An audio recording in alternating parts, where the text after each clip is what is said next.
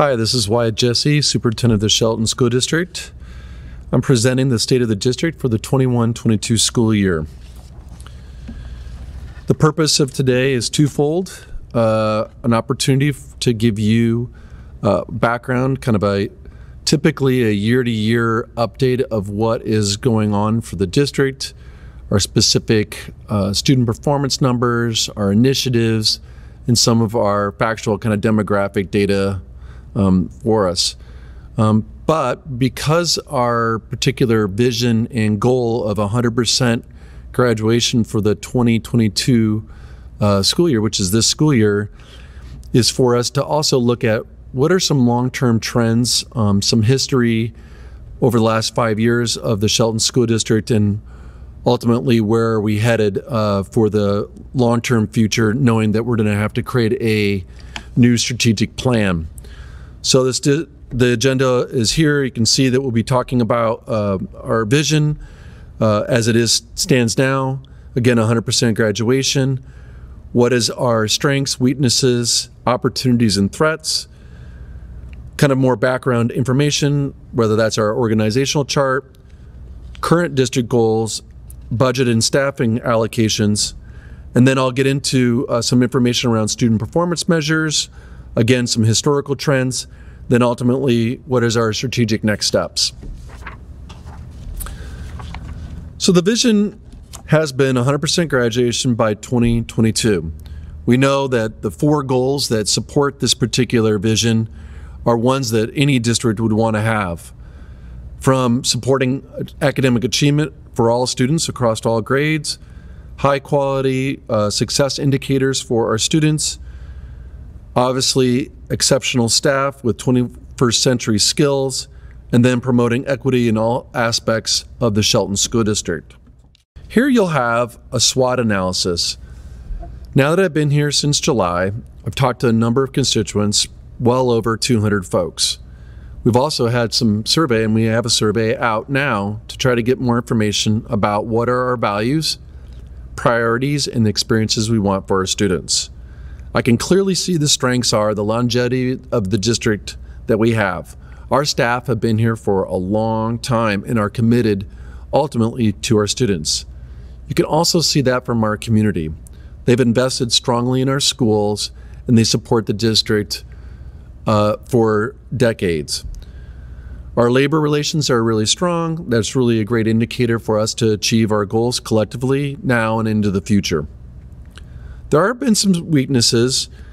Academic outcomes, as you'll see in the student performance numbers, we have some areas of growth there. Our core academic materials, tools, and plans do need some work, so they address the needs of all of our students. And then the capacity of staff, we are really thin right now.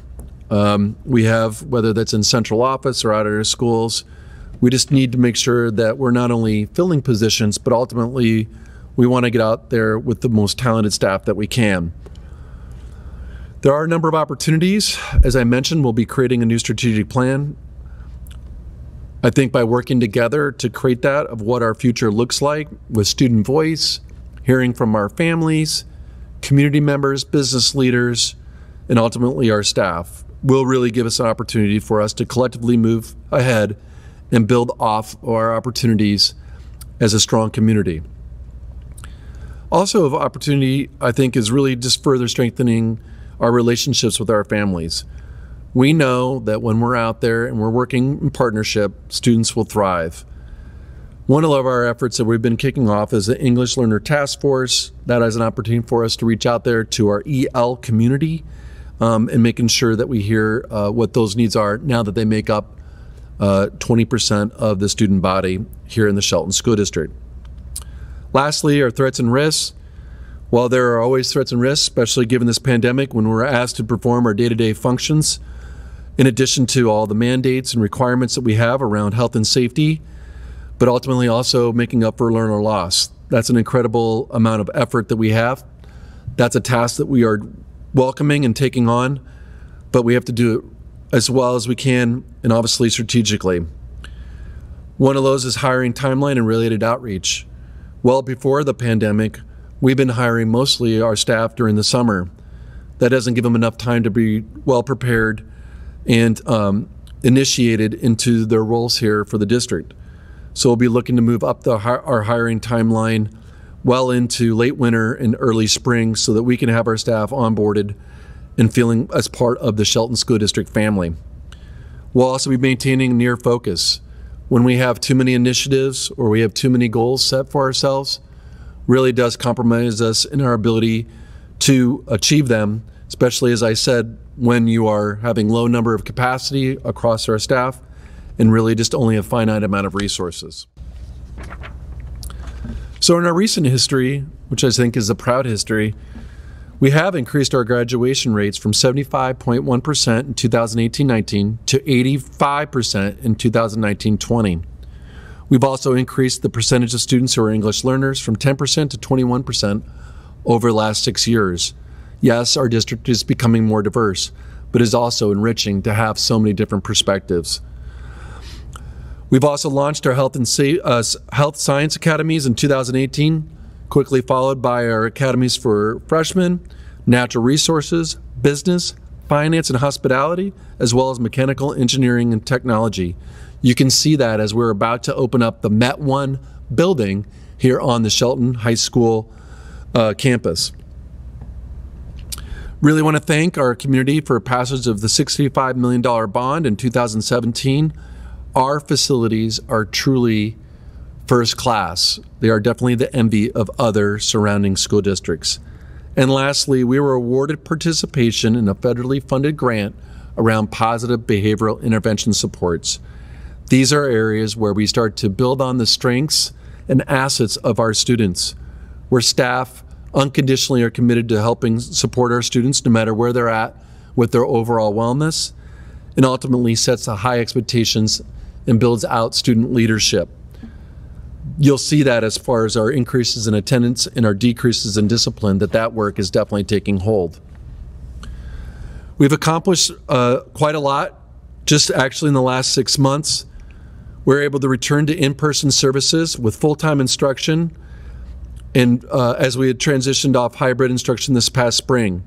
We've been upholding our health and safety guidelines with minimal disruption in our classrooms. This school year, we have closed 0 schools. We've only closed 6 classrooms, and even that for usually only a couple days. We haven't closed any classrooms for now about a month. I want to thank the staff and our students and families for following our health and safety guidelines to help support our real, true primary focus here is just to have in-person services so we can support our students with their academic, social-emotional learning, and overall wellness. We have also, as I mentioned, initiated an English Learner Task Force to help increase the quality and coordination of EL services, as well as how do we create more safe and welcoming environments for our EL community. We've initiated a strategic plan steering committee. If you're interested in being on that committee, please just simply go onto our website. We're looking for folks to serve as committee members this school year. And lastly, we've been conducting a classification and compensation analysis for us to figure out the right pay structures for our non-represented employees. Again, it's a very competitive environment out there, not only for public schools, but for any industries. Here we have our organizational chart, is the layout of our central office. I really am reliant on Marianne Marshall to head up our teaching and learning for our instructional services, both as she oversees our principals, as well as curriculum and our programmatic services. I have Brenda Trogstad, who's our Assistant Super of Finance and Operations. I think that's a real area of strength for this district. We just had an audit and we came through with flying colors, but also just our maintenance of our facilities. We should be very proud. We do have a number of openings in transportation and finance underneath Brenda, as well as a director of teaching and learning. These positions so far we're unable to fill with 0 qualified candidates applying. Next, I have Linda Arnold, our Executive Director of Human Resources. There are only 3 people in that department. As you can tell, that's very lean for an organization of 800 employees. And ultimately, Katie Diamond, who heads up our communication, does a fabulous job maintaining not on our website, but also just our overall engagement out in the community and with media. The district created goals in working with the school board. We created 4 goal areas, the strategic plan, which I have mentioned, and I'll go in a little bit more detail towards the conclusion of this presentation. We have our English Learner Task Force, as I've also talked about, really again needing a district-wide plan to provide quality, effective services for our EL population.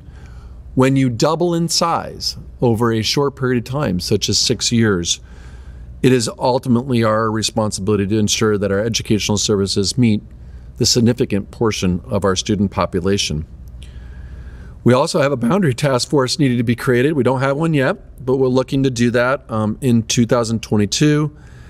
Starting to look at our student enrollment numbers. We know that we're a growing district. We know that we're also going to have capacity issues, especially at the elementaries. So we want to make sure that we are planning ahead instead of being done to. So we want to make sure that we have a transparent plan about what we're going to do as our district grows. Lastly, we have an enrollment, staffing, and budgeting process. Again, where we hire typically in the summer, we need to move that up well into the month of February and March so that we can post our positions, attract really highly qualified candidates, hire them, and onboard them for the Shelton School District. School enrollment has bounced back a little bit since the pandemic. We had a little bit of dip last year, like almost every other district I know, as many families wanted to keep their students at home. We get that all around for their safety and well-being. But we've also heard from our community that they want to support in-person services. We've heard that loud and clear, and you can see that by the increases in our overall enrollment. Now we're almost 4,300 students, back from pre-pandemic numbers, which were around 4,400. Here listed are free reduced lunch at each of our school sites. We also know that when students, as they enter into secondary schools, are less likely to fill out the form for free reduced lunch, but we know those needs still remain. And then you have our ultimate certificated and classified staff numbers at each of our school sites, including our Early Learning Child Center.